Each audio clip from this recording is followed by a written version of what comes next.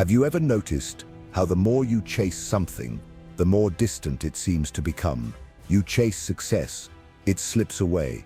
You chase love, it grows cold. You chase happiness, and it fades like a shadow. No one ever told you, but the very act of chasing sends a silent message. I am not enough without this. And the world, without even meaning to, responds to that energy. Carl Jung once said, "What you resist not only persists, but grows larger. When you chase, you don't move closer. You push what you want farther away." Now imagine you stop. You stop explaining. You stop running after people, validation, approval. You simply exist, fully, silently, completely. What happens then is not chaos. It is not loss. It is a shift, a silent rearranging of everything around you. Because when you withdraw your chasing energy, you break the invisible strings that others use to control you. And suddenly, you are no longer predictable, no longer accessible, no longer a puppet dancing for acceptance. That's when the world begins to shift in ways you never expected. The day you stop chasing, everything changes. At first glance, chasing seems natural, an innate drive, a fire that burns within every human being. We chase dreams, approval, love, status, without even questioning if the chase was ever ours to begin with. But what if this endless pursuit was never truly yours? What if chasing is not instinct, but programming? History reveals the blueprint. During the Industrial Revolution, humans were re-engineered into machines. Productivity was no longer a virtue.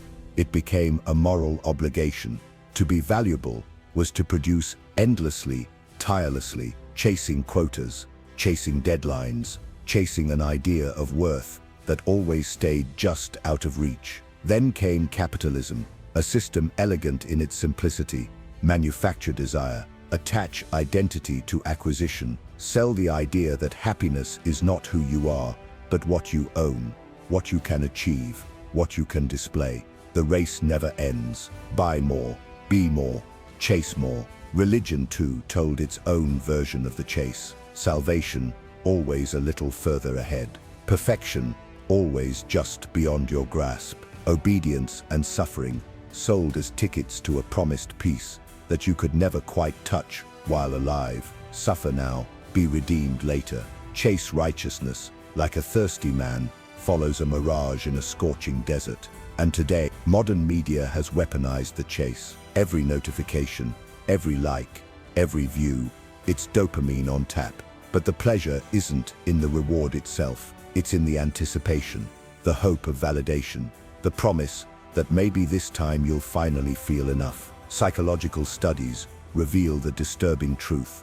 It's not the reward that hooks the brain, it's the uncertainty of the reward. The variable reward system, the same mechanism that traps gamblers in casinos, now traps ordinary people in their daily lives. Scrolling, liking, posting, always chasing, never arriving.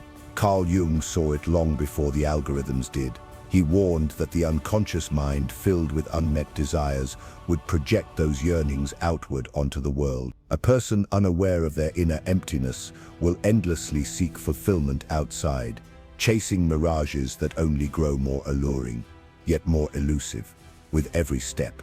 It's the curse of Sisyphus, pushing the boulder of achievement, approval, perfection, only to watch it roll back down each time we get close. Society doesn't just encourage chasing, it needs you to chase. Because a human being who stops chasing, who realizes that fulfillment isn't out there but in here, is a human being that can't be controlled, sold to, or enslaved. And that is society's greatest fear.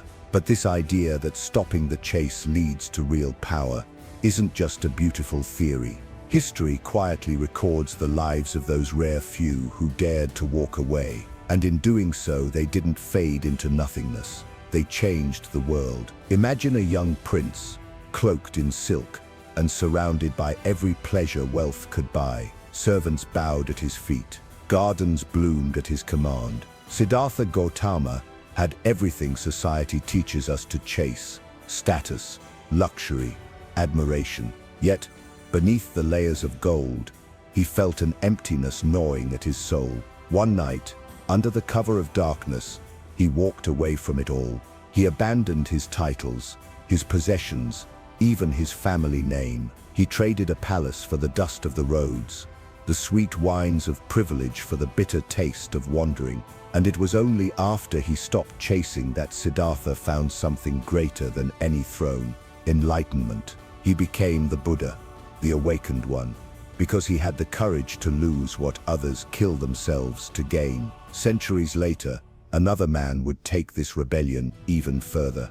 Diogenes of Sinope, philosopher of the streets, the original provocateur. He rejected not just wealth, but the very fabric of social norms. Where others built reputations, he tore them down. Where others sought approval, he laughed in its face. He lived in a barrel, carrying nothing but a lantern, hunting, as he said, for an honest man. When Alexander the Great, the most powerful ruler of his time, offered him anything he desired, Diogenes didn't bow. He didn't even stand, lying in the dirt. He simply said, "Stand out of my sunlight." In a world hypnotized by ambition, Diogenes showed the raw, uncomfortable power of needing nothing. And because he was free, not even kings could command him. And then there is Carl Jung himself, a man whose entire life was shaped by the question, what lies beneath the surface of our endless striving? Early in his career, Jung stood in the shadow of Sigmund Freud, the father of psychoanalysis. To chase success, recognition, and fame, Jung could have stayed in that shadow forever. But something within him stirred, a truth too loud to ignore. Freud's theories were brilliant, but incomplete. There were deeper layers of the human psyche, yet unexplored. In an agonizing act of self-exile, Jung broke away from Freud. He sacrificed professional security, the validation of the intellectual elite, and even deep personal friendships. He plunged into what he called a confrontation with the unconscious. Years of isolation, visions, doubts, and inner struggle. Yet from that lonely path emerged ideas that would redefine psychology forever. The collective unconscious, archetypes, individuation. Jung's legacy was not built by chasing approval, but by walking alone into the unknown. The stories of Buddha, Diogenes, and Jung all point to a single, uncomfortable truth. Before a person can discover their real power, they must first dare to stop running after what the world promises will make them enough. The chase is a game designed for you to lose. The moment you refuse to play, you win. They say that stopping the chase feels like dying. But why? The answer lies deep inside the architecture of your mind, and even deeper inside the parts of yourself you refuse to see. Carl Jung called it the shadow, the collection of needs, fears, and desires that we exile from consciousness. Everything we were told was wrong, shameful, or dangerous gets buried there, forming a silent gravitational pull behind every choice we make. The more we deny the shadow, the louder it whispers, and so we chase success, validation, approval, love. We imagine we are running towards something, but in truth, we are running away from the parts of ourselves we cannot bear to confront. And here's the brutal irony: the thing we seek most desperately is often the thing we have denied within ourselves. The terror of stopping, the terror of letting go, isn't just fear of failure, it's fear of ego death. Because if I stop running, who am I? If I let go of the story I tell about myself, the achiever, the fighter, the lover, the survivor, then what remains? A terrifying emptiness. And evolution has wired us to avoid that feeling at all costs. Scientific studies reveal that the brain's reward system is less about receiving rewards and more about chasing them. Dopamine, the chemical of motivation, spikes not when we achieve a goal, but when we pursue it. We are chemically addicted to the pursuit itself. The horizon is always receding, and we are always running. It's not the reward that keeps us alive, it's the chase. But there's a price. Outward action becomes a substitute for inner reflection. We perform, we consume, we achieve, we drown the silence inside with the noise of the outside. And over time, we lose the ability to be still. Stillness becomes unbearable, because in the stillness, the emptiness returns, and with it, the shadow. No wonder letting go feels like dying.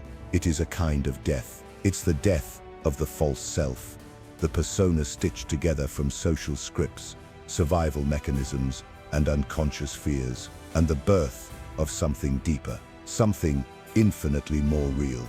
But most people never get that far. They spend their entire lives chasing illusions, terrified of the stillness that could set them free.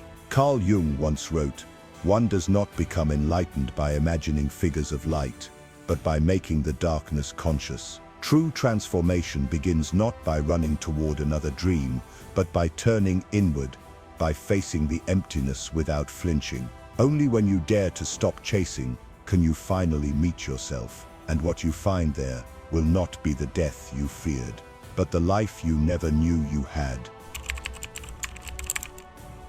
Imagine a machine so vast, so intricate, that it runs on a single fuel, your endless pursuit. Every like, every comment, every swipe, every purchase. Tiny sparks feeding an invisible engine, an engine designed to keep you moving, but never arriving.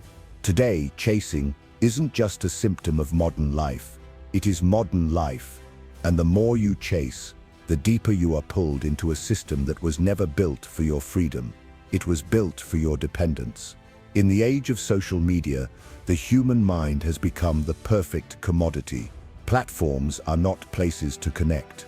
They are dopamine factories. Every notification is a carefully placed carrot, a fleeting taste of significance, just enough to keep you running for more. Follow, like, comment, repeat. The algorithm doesn't want you fulfilled, it wants you hungry. Because a satisfied user stops scrolling, and a stopped user breaks the machine. Consumerism, once the pursuit of needs, has metastasized into the pursuit of identity. It's no longer about owning a tool, it's about being seen with it. Phones, cars, clothes, every possession is now a signal, a broadcast that says, "Look at me, I matter." But the tragedy is, these signals are ephemeral.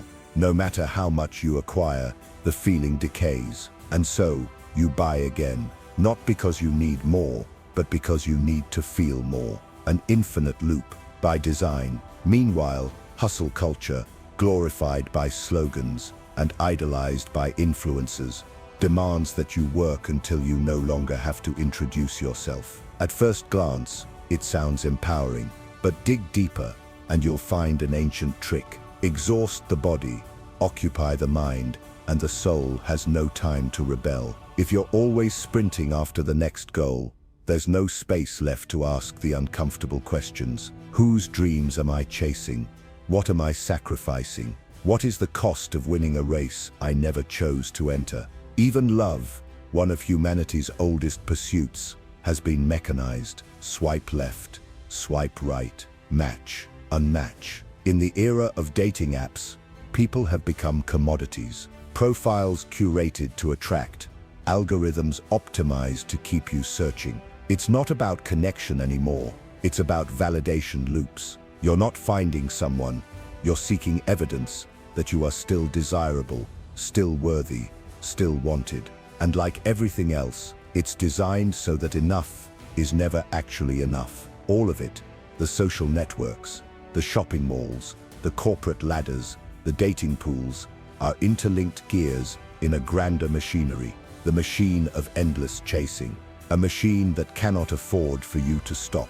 Because the day you stop, truly stop, is the day the entire illusion cracks. If millions were to wake up tomorrow and decide, "I am enough," without this chase, the markets would collapse, the ad budgets would shrivel, the profits would plummet. The machine doesn't just sell products, it sells yearning, it sells incompletion, and it needs you to believe that completion lies just one more step ahead, but never where you stand. Carl Jung warned that what you resist not only persists, but grows larger.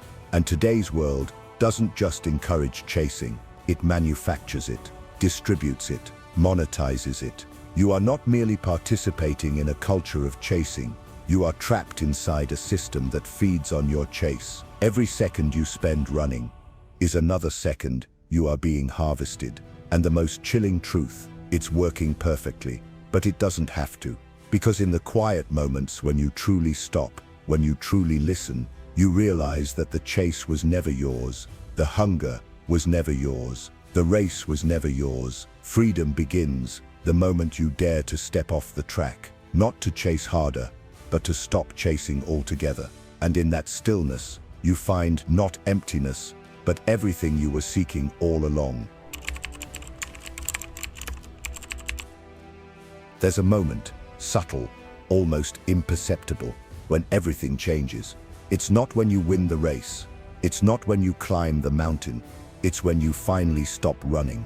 For thousands of years, ancient wisdom has whispered the same truth. The harder you chase something, the further it drifts away. The moment you let go, it quietly arrives. In Taoism, this is called Wu Wei, non-striving. The art of effortless action, not forcing the river to flow, but moving with its current. Carl Jung, too, recognized this in his concept of individuation, the slow, organic process of becoming whole, not by chasing ideals, but by surrendering to the deeper currents of the unconscious. It begins when you sit with discomfort, not escape it. When you stop reaching outward for validation, pleasure, and distraction, and instead turn inward toward the parts of yourself you were taught to reject. The anger you deny, the sadness you bury, the fears you camouflage with ambition. This is the shadow, the unclaimed parts of your soul. You don't conquer it by chasing light. You integrate it by standing still long enough for it to catch up. Paradoxically, it's in those silent, terrifying moments of surrender, when you stop striving to be loved, successful, or seen, that life begins to unfold its mysteries. Success often finds those who have stopped chasing status. Love often arrives when people have learned to be whole, alone. Meaning often emerges not from a desperate hunt, but from quiet, persistent presence. Imagine a seed buried in darkness. It doesn't claw through the soil. It doesn't scream for the sun. It simply exists, patient, silent, trusting an invisible process. And in that trust, it grows. First a sprout, then a stem, then a towering tree, touching skies it never even knew existed. You are the seed. Your transformation is already coded into your being. The frantic chase only tramples it. The surrender waters it. The day you stop chasing is not the end of ambition. It's the beginning of true creation. It's not death. It's rebirth. Not defeat, but profound alignment with life itself. The deeper paradox is this: when you finally stop trying so hard to find what you think you lack, you awaken to the realization you were never lacking to begin with. The world taught you to chase, but your soul remembers how to grow in stillness. The greatest things in life do not come because you pursue them with desperation. They come because you finally became ready to receive them. In silence, in surrender, in trust. And in that trust, you become more yourself than you ever thought possible. Because true change, deep, soul-altering change, begins the day you stop chasing. You've been running for so long, through cities of ambition, through fields of broken dreams, through the endless noise of more. Every step, every heartbeat pounding against a silent fear you could never quite name. A fear that if you ever stopped moving, you'd be swallowed whole by the emptiness. But Carl Jung reminds us, one does not become enlightened by imagining figures of light, but by making the darkness conscious. It was never about running faster. It was about facing what you were running from. Your own soul, your own unfiltered self. The parts you were taught to reject. The dreams you buried beneath obligations. The child who once stared at the sky without wondering how many steps it would take to own it. Maybe you've run far enough. Maybe now you can stop. Stillness is not defeat. It is the sacred space where everything you've been chasing can finally find you. Because life was never waiting at the finish line. It was always whispering in the pauses. In the quiet moments you were too busy to hear. You are not your hustle. You are not your numbers. You are not your projections of worth. You are, and have always been, enough. This is your invitation to step off the treadmill, to lay down the armor, to meet your own soul, not with judgment, but with open hands. Beyond the illusions of endless pursuit, there is a life waiting to be lived, a life rooted not in striving, but in being. And it begins the day you stop chasing.